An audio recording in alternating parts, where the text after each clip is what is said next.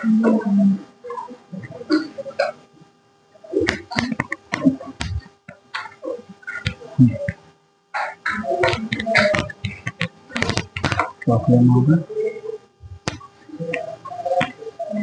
रहा है ये बोर्ड तुमको? सिर्फ नहीं दिख रहा होगा, इधर वालों को दिख रहा होगा। थोड़ा सा इस बोर्ड की ओर देखें।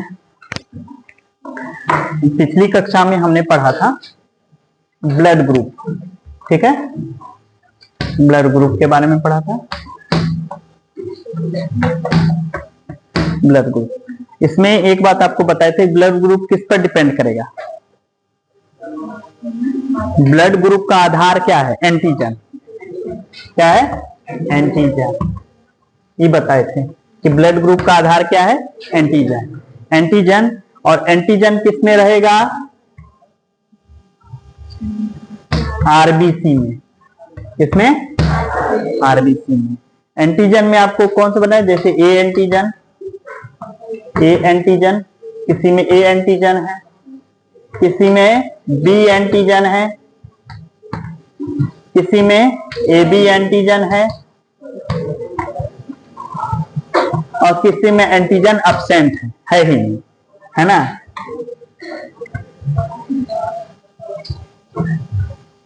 और जिसमें एंटीजन अब्सेंट है या जिसमें एंटीजन नहीं है उसको कौन सा समूह कहा था हमने?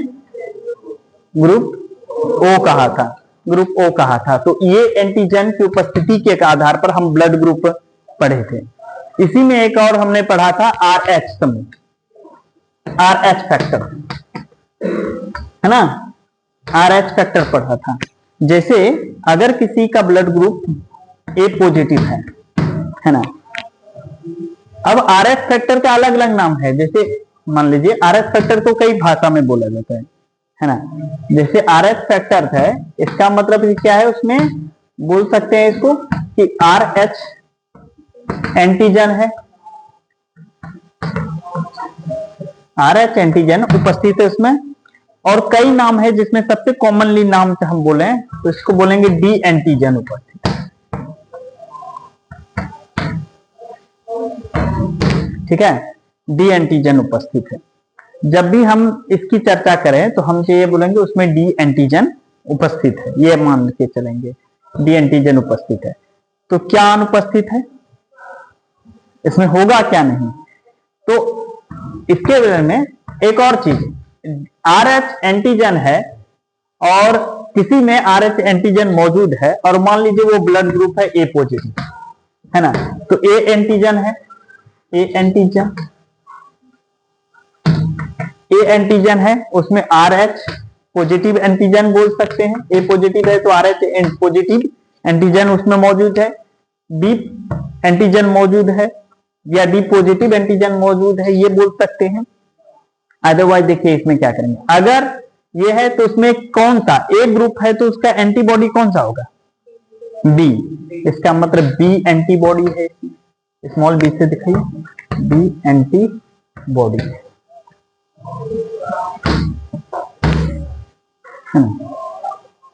अब इसमें क्या फैक्टर है कि ये सारी चीजें पिछले कक्षा में हमने थोड़ी सी डिस्कस की थी कि RH पॉजिटिव से क्या है, उसका फैक्टर से क्या पड़ता है, इफेक्ट क्या है ना। और किस हमने कहा था किस मंकी से ये खोजा गया था?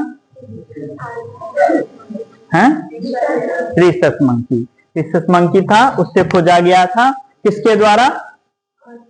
कार्ल लैंड स्टीनर साहब के द्वारा, कार्ल लैंड स्टीनर। और इसीलिए आपको एक बात और बना कि 14 जून, आई थिंक 14 जून को, है ना, ब्लड डोनर डे मनाया जाता है ना, उसमें 14, और ये कार्ल लैंड स्टीनर का जन्मदिन है 14 जून। तो उसमें ब्लड डोनेशन के का दिन मनाया जाता है, ब्लड डोनेशन 14 जून को। तो कार्ल लैंड, इसको नोबेल प्राइज भी बताए थे, मिला था। तो RH फैक्टर के बारे में थोड़ी सी जानकारी देता। अब उसी फैक्टर का अगर मान लीजिए किसी में RH फैक्टर है, RH पॉजिटिव RH नेगेटिव की बात कर रहे हैं, तो उसमें एक और भी बात बताए कि RH पॉजिटिव वाला किसको दे सकता है? RH पॉजिटिव वाले को। अब थोड़ा सा देखें इसके, अगर देखिए RH पॉजिटिव भी होगा RH नेगेटिव भी है, RH पॉजिटिव का मतलब बताए थे कि उसमें RH एंटीजन उपस्थित है या D एंटीजन उसमें क्या है, उपस्थित है। अगर उसमें RH फैक्टर नहीं है तो हम उसको कहेंगे RH नेगेटिव, ऐसा बताए थे ना। मतलब मान लीजिए उस पर वो जो हमारा जो RBC है उस पर ये है और ये हमने कहा RH उपस्थित है, तो हमने कहा इसको RH पॉजिटिव। लेकिन ऐसा भी तो होगा किसी पर नहीं है ये, तो हमने उसको कहा RH नेगेटिव, जिसमें नहीं है, जिसमें नहीं पाया जाता है ना। कोरोना वायरस में ऐसा था ना कि कोरोना वायरस अगर है आपको तो क्या आप कोरोना वायरस पॉजिटिव हैं, और यदि नहीं आया है आपके ब्लड में कोरोना, आप कहते हैं कोरोना वायरस नेगेटिव है आपके, है आपको नहीं। तो यहाँ नेगेटिव का अर्थ होता है अब्सेंट, वो उसमें नहीं प्रेजेंट है, ठीक है ना, वो एंटीजन उसमें नहीं उपस्थित है। तो यहाँ हमने क्या किया कि यहाँ RH नेगेटिव है। तो अगर मान लीजिए दो व्यक्ति हैं, एक में RH पॉजिटिव है और एक में RH नेगेटिव, तो अगर दोनों का संयोग होगा तो कौन सा लक्षण सबसे प्रभावी होगा, है ना। तो याद रखिएगा उसमें RH पॉजिटिव का लक्षण ही प्रभावी होगा, हमेशा जो है RH नेगेटिव खत्म हो जाएगा।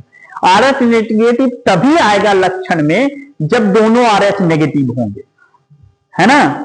दोनों के RH नेगेटिव होंगे तभी दोनों के ब्लड ग्रुप में तभी जो है RH नेगेटिव की उत्पत्ति होगी, वरना एक RH पॉजिटिव है एक नेगेटिव, हमेशा RH पॉजिटिव को डोमिनेंट कैरेक्टर माना जाएगा, प्रभावी लक्षण। प्रभावी लक्षण किसे कहते हैं, हम लोग 10th में पढ़ेंगे तो उसमें चार्ल्स डार्विन साहब के बारे में पढ़ेंगे। उसमें मटर के पौधे का संकरण करवाया था उन्होंने, तो उन्होंने एक नाटा पौधे का संकरण करवाया, एक लंबे पौधे का। तो पहली पीढ़ी में जो उन्होंने संकरण कराया उसमें मैक्सिमम जो है आपका लंबा सा पौधा हुआ उसके बीज, है ना। इससे उन्होंने निष्कर्ष निकाला कि इसमें, इसका मतलब ये नहीं सोचिए कि उसमें जो है उसके DNA में जो है बौनापन नहीं है, बौनापन है लेकिन वो दब गया है, इसलिए सब कैरेक्टर कैसा दिखाई दे रहा है, लंबापन का। तो लंबापन प्रभावी हो गया, तो इसको कहते हैं जो ऊपर आ जाता है उसको प्रभावी लक्षण कहा जाता है, जो दिखाई देने लगता है, और जो दब जाता है वो अप्रभावी लक्षण है ना। तो ये डोमिनेंट कैरेक्टर इसका जो है RH पॉजिटिव होगा। जब भी कभी इनकी डोमिनेंस वंशागति की बात होगी कि एक पीढ़ी से दूसरे पीढ़ी में जाना है, तो अगर दो कैरेक्टर की बात है, एक RH पॉजिटिव की बात है और एक RH नेगेटिव की बात है, ये बताए तो ये एंटीजन की बात हो रही है, ग्लाइकोप्रोटीन उसमें बताए तो ये भी एक प्रकार का प्रोटीन ही है। लक्षण RH लक्षण पर प्रबल हो जाता है, ठीक है ना। तो जब दोनों आएगा तो इसकी हम बताएंगे कि इसका कारण क्या है। अब इसके कारण एक बीमारी होती है ना, जिसको इरिथ्रोब्लास्टोसिस फिटेसिस कहते हैं। फिटेसिस, फिटस किसको कहते हैं, फिटस जो गर्भ में जो शिशु होता है ना, जो गर्भ में शिशु विकसित हो रहा होता है, वो शिशु गर्भ में जो अटैच है मां के गर्भ में, जब तक है ना नाल से अटैच है तब उसको फिटस बोला जाता है ना। इसीलिए उससे जो संबंधित बीमारी है उस बीमारी का नाम रख दिया है एरिथ्रोब्लास्टोसिस फिटेसिस, है ना, फिटेलिस, ये नाम लिख दिया उसका, ये बीमारी है ना, फिटेलिस, एक बीमारी का नाम रख दिया क्योंकि इससे वो भ्रूण प्रभावित होता है, उस भ्रूण का नाम है वो, है ना। और आपको पता है एरिथ्रो कहां शब्द पढ़े थे हमने, कहीं पढ़ा था एरिथ्रो, किस चीज में, किस चीज में पढ़ा था, किसका था, RBC में कभी पढ़े थे, याद करिए, पढ़ा था ना। RBC में जब हम लोग पढ़ रहे थे रेड ब्लड सेल के बारे में तब हमने पढ़ा था एरिथ्रोबुला, याद है, उसमें पढ़ा था। प्लेटलेट्स के बारे में अलग पढ़ा था RBC में। तो रेड ब्लड सेल्स की संख्या कम करने का काम करता है ये, है ना। अब क्या होगा कि देखिए इसका क्या है, तो यह रोग RH कारक से संबंधित है। RH फैक्टर बताए थे, तो यह रोग किससे, RH कारक से संबंधित है। रोग है जो केवल गर्भावस्था में शिशुओं में होता है। यह रोग होगा किसको, जो गर्भ में शिशु पल रहा होगा उसको होगा। इससे प्रभावित शिशु की गर्भावस्था में ही मृत्यु हो जाती है ना। क्यों होगा, दो फैक्टर आपको बताते हैं, समझाते हैं। अगर मान लीजिए मां RH नेगेटिव ब्लड ग्रुप की है, ठीक है, और पिता उसका RH पॉजिटिव ब्लड ग्रुप का है, तो आपको बताए दोनों के संयोग से जो बच्चा बनेगा वो बच्चा किस ब्लड ग्रुप का होगा? पॉजिटिव का ही होगा। हम बताएं नेगेटिव ग्रुप को बच्चे में प्रभावी जो लक्षण होगा वो क्या होगा? Positive blood. माई का उसमें RH नेगेटिव नहीं आया, पिता का RH पॉजिटिव आएगा, तो बच्चा क्या हुआ? RH positive. जब बच्चा विकास कर रहा होगा मदर में RH नेगेटिव है, इसका मतलब समझते हैं RH नेगेटिव है, इसका मतलब है कि उसमें RH blood group, RH factor जो है वो नहीं है। अब एंटीजन उसमें RH एंटीजन नहीं है, इसके विपरीत तब कुछ तो होगा। तो आप सोचिए RH पॉजिटिव वाले के एंटीबॉडी उसमें मौजूद है, किसमें? RH नेगेटिव में। एंटीबॉडी मतलब समझते हैं ना, उसको मारने वाला, उसका दुश्मन RH नेगेटिव के उसमें मौजूद होगा, तो ये क्या करता है? उसके प्रति एंटीबॉडी बनाना शुरू कर देता है घर में मां के। तो मां का ब्लड जो है ना उसमें जाता है जब, तो शिशु में तो ऐसा लगता है कि जैसे उसके दुश्मन ब्लड आ गया है।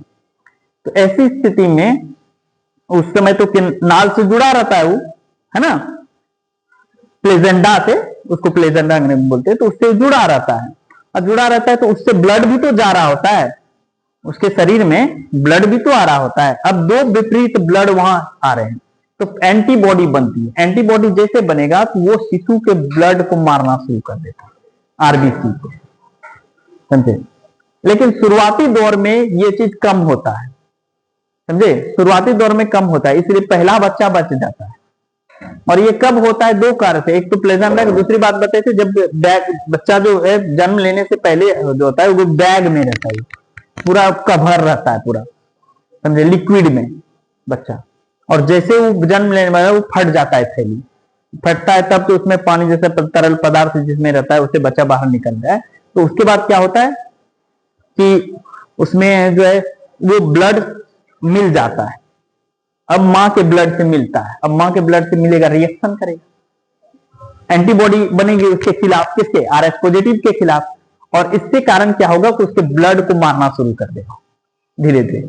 तो बच्चे में क्या होगा कि बच्चे में ब्लड की मात्रा धीरे धीरे कम होती जाएगी। लेकिन ये शुरुआती दौर में क्या होगा? कम होगा, कम प्रभाव पड़ता है। तो पहला जो बच्चा पैदा होगा वो ठीक होगा, उसमें कोई प्रॉब्लम नहीं। दूसरे, अब देखो दोबारा एंटीबॉडी तो बन गई, अब दोबारा जब बच्चा आएगा, दूसरा बच्चा जब पैदा होगा, ये एंटीबॉडी और शक्तिशाली हो जाएगा। अब ये उसके ज्यादा ब्लड को नुकसान पहुंचाना शुरू करेगा। नतीजा होगा बच्चे को जो है ना रेड ब्लड सेल उसमें घटने लगेंगे, ब्लड घटने लगेगा तो पीलिया हो जाएगा, जॉन्डिस हो जाएगा।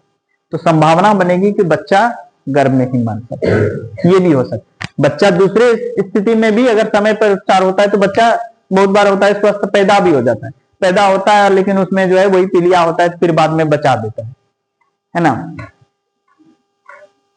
समझे, उसको बचा भी लिया जा सकता है। लेकिन थर्ड स्टेज में क्या होगा? थर्ड स्टेज में और पावरफुल हो जाता है ये एंटीबॉडी मां के शरीर। नतीजा होता है तीसरे स्टेज में जो बच्चा होता है उसके मरने के चांसेस होते हैं। और कभी कभी क्या होता है कि ऐसी स्थिति में जो है ना बच्चा जो है ज्यादा साइज का हो जाता है, बढ़ भी जाता है, अलग से उसमें विकृति हो जाती है। तो ऐसी स्थिति में मां और बच्चे को बचाने के लिए बच्चे को काट के निकालना पड़ता है, मारना पड़ता है। दोनों में से एक को बचेगा, मां बचाइए या बच्चा को बचाइए, तो बच्चे को काट के जो है निकालना पड़ता है। ये स्टेज भी आ सकती है। कई फैक्टर तो होते हैं, ये साधारण तो बीमारी नहीं है, लगता है ये साधारण बीमारी है, लेकिन असाधारण नहीं है, असाधारण बीमारी। तो इसीलिए कई आदमियों को ऐसा होता है कि एक बच्चा हुआ उसके बाद बच्चा उसका बच भी नहीं करता, बच्चे की मृत्यु होती चली जाती है। एक बच्चे के बाद उसका जितना बच्चा होता है सब चाहे किसी न किसी कारण से मरा हो, पैदा होता है या मर जाता है गर्भ में। तो ये RH नेगेटिव फैक्टर होने के कारण, मां इसमें RH नेगेटिव होती है तब ये होता है ना। पिता RH पॉजिटिव हो और मां RH नेगेटिव, तब ये फैक्टर आ जाता है ब्लड ग्रुप में, और ये फैक्टर आएगा तब उसमें दिक्कत हो जाती है इसी स्थिति में। और ये अवस्था चलती रहती है तो होगा ही नहीं, धीरे धीरे तीसरे कभी हार्ट में प्रॉब्लम हो जाएगी बच्चे के, छोटे में जब होगा तो पहले स्टेज में तो बच जाता है, दूसरे स्टेज में भी बच सकता है, थर्ड स्टेज में थोड़ा प्रॉब्लम हो सकती है, लेकिन समय पर उपचार हो तो उसमें भी बचाया जा सकता है। आगे जो होगा उसमें और दिक्कत होना शुरू हो जाता है, समझे, ये फैक्टर होता है। तो यही बात हमने आपको यहां समझाने की कोशिश की है कि ऐसे शिशु सदैव RH पॉजिटिव तथा इनकी माता RH नेगेटिव तथा पिता RH पॉजिटिव होता है, ये आपको दिमाग में रखना। अब कारण क्या है इस रोग का? RH पॉजिटिव पुरुष तथा RH माइनस मतलब नेगेटिव है ना स्त्री में विवाह होने पर इनसे उत्पन्न होने वाली संतति की भ्रूण अवस्था के परिवर्तन काल जब वो विकसित हो रहा होता है, बन रहा होता है, जब शिशु विकसित होगा तो उसको ब्लड की जरूरत पड़ेगी। और ब्लड कहां से लेगा? मां से भी आएगा, उसका ब्लड मिक्स होगा उसमें, है ना। अपने भी तो बढ़ेगा तो उसमें जो बढ़ रहा है उसके जो खुद ब्लड विकसित हो रहे हैं उसमें तो चलेगा, लेकिन मां का भी ब्लड मिलेगा ही प्लेजेंटा से, है ना।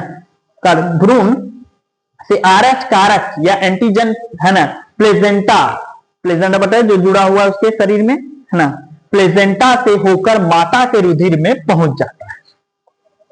शिशु का ब्लड क्या हो गया? माता की तरह। और शिशु कैसा है? RH positive. और माता कैसी है? RH नेगेटिव है। तो RH पॉजिटिव के प्रति जो एंटीबॉडी बनेगा RH नेगेटिव शरीर पे, वो मारना चाहेगा RH पॉजिटिव वाले को, क्योंकि दोनों विपरीत है। हम पहले बताए थे कि RH पॉजिटिव वाले को RH पॉजिटिव वाला ब्लड दे सकता है, उसको नेगेटिव ब्लड नहीं देगा तो वहां क्या होगा? एंटीबॉडी बनेगी उसके खिलाफ और वो उसको कोगुलेट करेगा, थक्का बनाना शुरू कर देगा, मारना शुरू कर देगा, है ना। तो RH एंटीजन प्लेजेंटा से होकर माता के रुधिर में पहुंच जाता है। अब माता के रुधिर में इस बाहरी RH कारक या एंटीजन के विरुद्ध एंटीबॉडी का निर्माण हो जाता है, ठीक है। इसमें क्या होगा? एंटीबॉडी का निर्माण हो जाएगा। अच्छा दिखाइए इधर, यहां सामान्यतः प्रथम गर्भ के शिशु को विशेष हानि नहीं होती है, ठीक है ना, क्योंकि इस समय तक माता के रुधिर में RH एंटीबॉडी की थोड़ी ही मात्रा बन पाती है। शुरू में थोड़ा सा ब्लड आया, इसके कारण क्या हुआ? थोड़ी सी मात्रा बन पाई, थोड़ा मिक्सिंग हुआ शुरू अवस्था में, तो एंटीबॉडी कमजोर बना, उतना एंटीबॉडी नहीं बन पाया, तो कम मात्रा में बना, है ना, मात्रा बन पाती। किंतु बाद में माता के रुधिर में RH एंटीबॉडी के अधिक बन जाने के कारण इस रोग का प्रभाव अधिक होता है।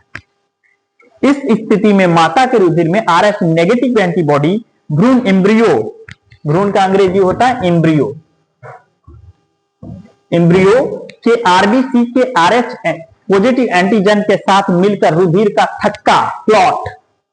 थक्का बना देते हैं, उसको क्लॉट बना देते हैं, जिससे भ्रूण के रुधिर का सम्मोहन हो जाता है, वो थक्का जमने लगेंगे, है ना, हो जाता है, तथा भ्रूण की मृत्यु हो जाती है।